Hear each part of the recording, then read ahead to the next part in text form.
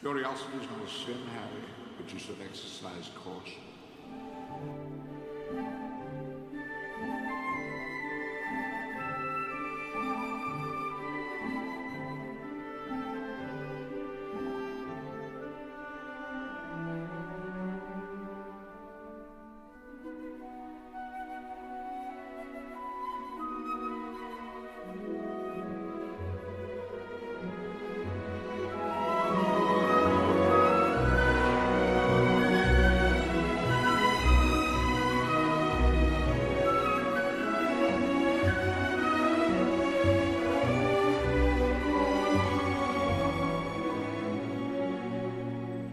Hi! Memorable experience. I think yung moment na nakaapak ako sa PHP or Hogwarts Philippines, yun yung best experience. Wala nang iba kasi sobrang hindi mo bibilang na sa kamay tsaka sa paa. So I think that's it. Yun na yun.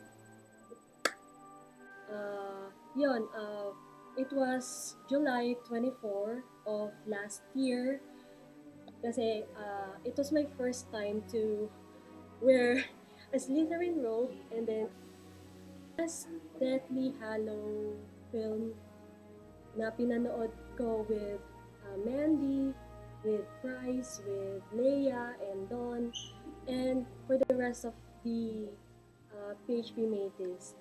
So, yun. Tawag nito. Yung land Quidditch, yung tumulong sa mga bata to give books and other stuff. Second is, first na pinuntahan ko na EOTF.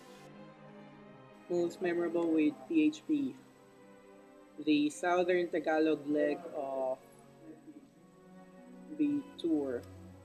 Well, nagkasama-sama lahat ng PHP, short time na ayusin yung mga gagawin, but nagtulong-tulong, everything went well, and I can say na kahit sobrang hirap, sobrang pagod, nandun yung mga medyo nagkakainisan na kasi ang daming gagawin, but then, nagawa nating maayos, and kudos to PHP. My very first roadshow, the very first time I ever had to show up in robes and walk around in a mall. When I got interviewed by ETC for advanced screening of Deathly Hallows, because I cried.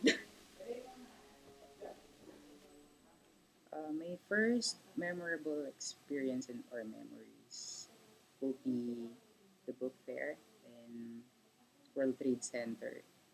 Basically, this is the first active I attended to for Hogwarts Philippines. The second one, that was October 2007. So that was Convention 5. I get to know other, Hogwarts or Potterheads. So Most memorable PHP experience for me would be the first PHP event I've ever joined. That would be the book launch of HB7. I walked into fully booked in High Street, and I was just surprised to see so many weirdos in one place, and I was one of them. It's just very overwhelming to find like a whole group, like by the hundreds of people liking the same things you do, and actually doing something about it. And that's what's kind of inspiring about PHP. It's putting into action what you love, and that's just really awesome and memorable. So, siguro kung yung mga kasama kong ganito. Yung mga kasama sila. Memorable. Ay, diba? Ayan, yung mga pero, most memorable so far siguro yung practice. This. The musical that we just watched. Pero nakakatuwa kasi lahat ng parang biglang lahat ng talents namin binabas. Sige. I think the most memorable PHP experience, aside from this musical, is the road shows. Kasi every time talaga, parang you get to see people na, kasi every road shows, iba-iba yung mga makikita mo PHP members. And then, they're very passionate about Harry Potter. Na parang, yay, finally I have people to share my passion with. Tsaka masarap ng boli ng Sabi ni Elsie. Yeah. May isang half face naman dyan. Wait lang. So anyway, ako naman, memorable experience. Combination ng, ano yun? Potter class ko at ng PHP. Potter class! Nung leap, nag sort of shindig thingy sa Lasal. And nag-charades! Ang klase ko. At medyo nakakahiya. Ang galing nila mag-wamping willow. Sige, wamping willow na. So ganun sa, Yun lang. Hi, batchmate! I remember in 2009, during the Mega Mall Roadshow, may ingress kami at 9 a.m. on a Friday at ang lakas-lakas ng ulan. And I had to bring 2 huge bags of collectibles. Wala makuhang taxi, so I had to bring it up on the bus and go down at EDSA, which was soaking wet and baha. During the Hallows and Horcruxes pre-Halloween event naman, 2010 at Powerbox Greenbelt, habang nag-orient ako ng mga participants and volunteers for the games, sinurprise ako ng PHP with a birthday cake.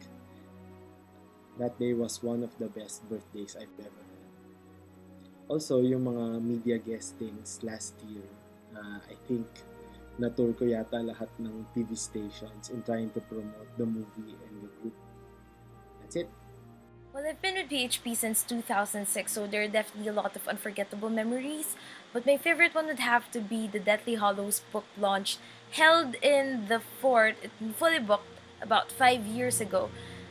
Everything about that day was simply magical. I mean, lahat may Harry Potter. Ground floor pa lang, lahat ng shelves lined up with Deathly Hallows books lang. Tapos, sa lahat ng floors may nangyayaring Harry Potter activities facilitated by PHP members, of course.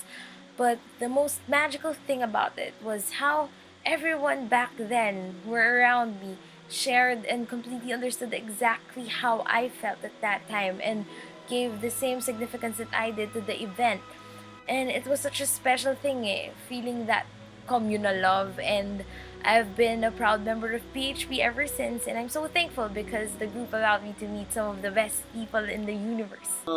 Most memorable sa PHP is para sa akin yung mga road shows and events kasi we get to go around malls in rows, tapos pinagtitigan kami ng mga tao, tapos siguro sa isip nila, ano to mga loko-lokong to mga to.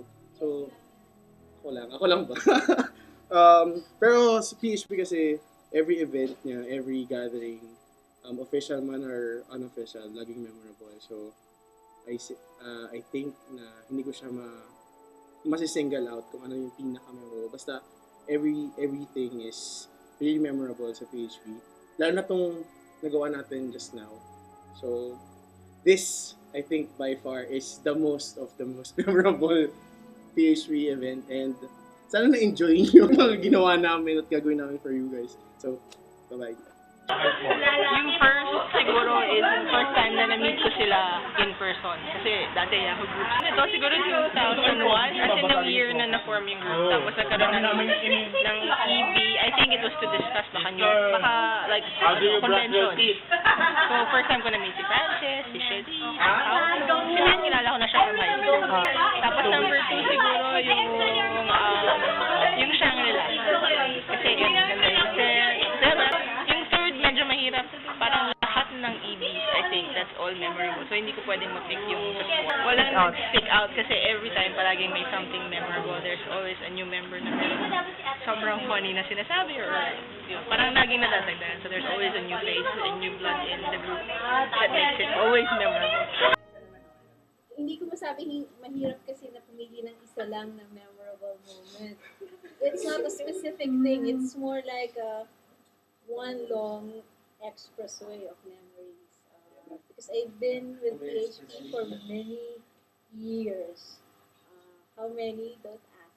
But a lot of years.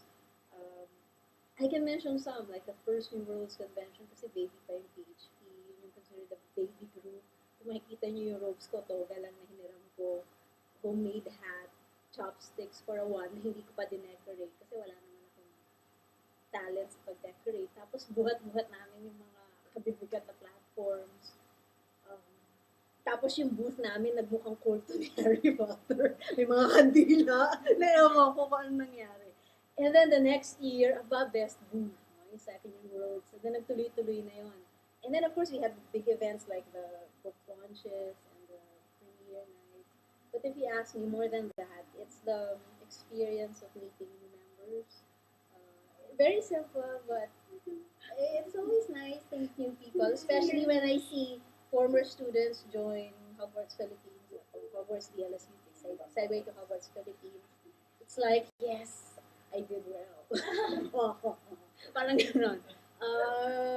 But PHB, I think everyone knows how it means so much to me. And it's a big part of our lives already. And it's not the books that we have or the memorabilia that we buy or the collectibles, it's the friendships that we make. I think that matters. And I'm just glad that I have so many friends. I have colleagues, I have LaSalle friends, college friends, faculty friends. But a great majority of my friends come from Pinoy Harry Potter. So I'm very glad that I'm a member of this group. Because if not for PHP, hindi ko kayo mamimili. Diba?